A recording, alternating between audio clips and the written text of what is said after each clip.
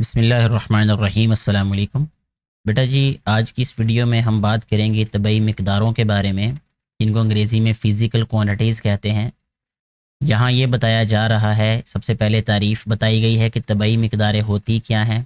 تمام قابل پیمائش مقداروں کو طبعی مقداریں کہتے ہیں۔ قابل پیمائش کا مطلب کہ ایسی مقداریں جن کی ہم پیمائش کر سکیں، یعنی جن کو ہم ماپ سکیں، تو وہ طبعی مقداریں کہلاتی ہیں۔ مثلاً یہاں بتایا ہے کہ لمبائی کو ماپ سکتے ہیں، ماس کو ماپ سکتے ہیں، وقت کو اور ٹمپریچر کو ماپ سکتے ہیں، تو یہ ساری کی ساری طبعی مقداریں ہیں۔ کسی بھی طبعی مقدار میں دو خصوصیات مشترک ہوتی ہیں، تو یہ آپ سے سوال بھی پوچھا جا سکتا ہے کہ طبعی مقداروں میں دو کون سی خصوصیات مشترک ہوتی ہیں۔ تو پہلی خاصیت اس کی عددی قیمت ہے، ٹھیک ہے۔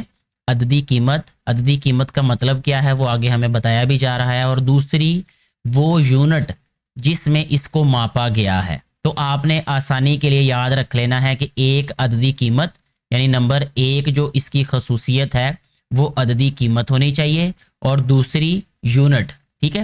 تو یہ دو خصوصیات ہر ایک طبعی مقدار میں ضرور ہونی چاہیے، یعنی جو بھی کوئی مقدار طبعی مقدار ہوگی اس میں یہ دو خصوصیات ایسی ہیں جو کہ کامن یا مشترک ہوں گی، ایک عددی قیمت اور دوسری یونٹ، ٹھیک ہے جی۔ مثال کے طور پر، اب یہ مثال آپ سن لیجئے گا غور سے، آپ کو سمجھ آ رہے گی کہ یہ کہنے کا مطلب کیا ہے۔ مثال کے طور پر اگر کسی طالب علم کی لمبائی 104 سینٹی میٹر ہے، اب یہاں پہ اگر ہم دیکھیں تو یہ جو لکھا ہوا ہے یہ ہے 104 سینٹی میٹر، یہ اہم ہے یہ والی بات۔ تو 104 اس کی عددی قیمت ہے، ٹھیک ہے۔ یہ 104 کیا ہے؟ اس کی عددی قیمت، یعنی عدد ہیں یہ جو ریاضی میں اعداد ہوتے ہیں، 0 0 1 2 3 4 5 6، اس طرح ان کو اعداد کہتے ہیں۔ جبکہ سینٹی میٹر لمبائی کا یونٹ ہے جس میں ہم اس والی جو مقدار ہے، جو طبعی مقدار ہے، اس کو ہم ماپ رہے ہیں، ٹھیک ہے۔ تو یہ دو چیزیں اس میں آ گئی ہیں، اس لیے ہم کہیں گے کہ یہ ایک طبعی مقدار ہوگی۔ اسی طرح جب ایک دکاندار یہ کہتا ہے کہ ہر بیگ میں 5 کلو گرام، اب یہ غور سے اگر ہم پڑھیں تو یہ لکھا ہوا ہے 5 کلو گرام چینی ہے، ٹھیک ہے جی۔ تو وہ بیگ میں موجود چینی کی عددی قیمت اور اس کا یونٹ بتا رہا ہوتا ہے۔ صرف 5 یا صرف کلو گرام کہنا بے معنی ہے، یعنی 5 کلو گرام میں جو 5 ہے وہ اس کی عددی قیمت ہے، اور کلو گرام وہ یونٹ ہے جس میں چینی کو جو ہے وہ ہم پیمائش کر رہے ہیں، اس کو ماپ رہے ہیں۔ تو یہ دو باتوں کا ہونا انتہائی ضروری ہے طبعی مقداروں میں، یہ خوبیاں ہیں یہ۔ اس کے بعد صرف 5 یا صرف کلو گرام کہنا بے معنی ہوگا۔ جیسے اس کو ہم ایسے سمجھ سکتے ہیں کہ اگر دکان پہ جا کے آپ ان کو کہیں یہ 5 دے دیں مجھے، تو وہ 5 کا مطلب کیا ہوگا پتہ نہیں، سمجھ نہیں آئے گی۔ اگر اس کو کہیں جی آپ کلو گرام دے دیں مجھے، وہ کہے گا بھائی کیا چیز کلو گرام میں لینی ہے آپ نے اور کتنی کلو گرام لینی ہے یہ بتائیں، ٹھیک ہے۔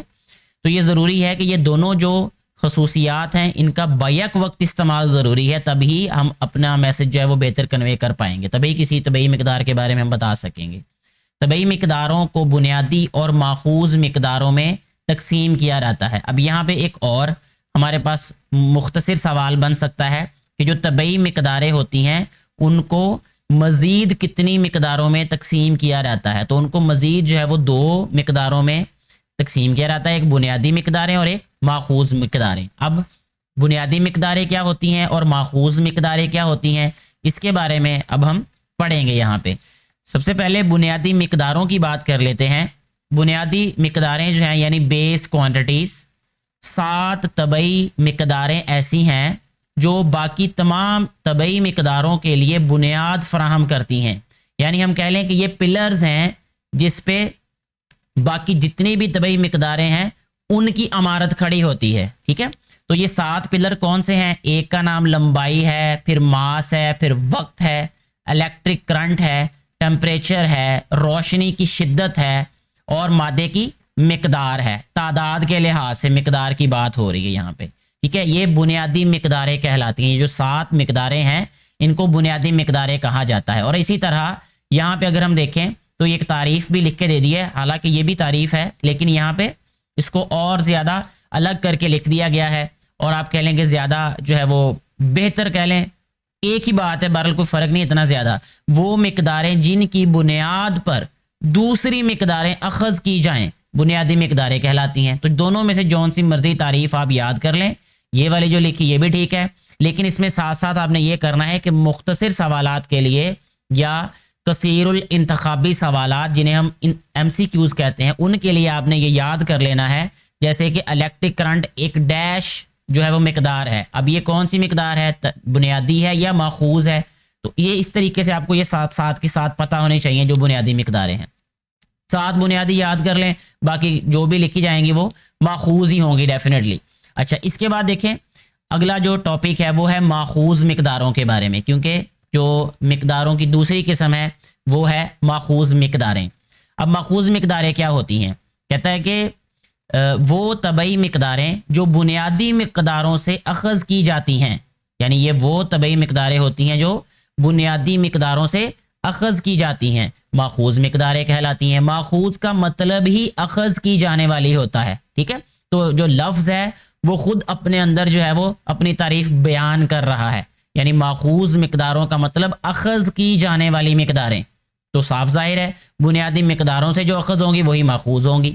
جیسا کہ یہاں کچھ بتائی ہوئی انہوں نے، ایریا ہے، ایریا کا مطلب ہوتا ہے لمبائی ضرب چوڑائی، ٹھیک ہے؟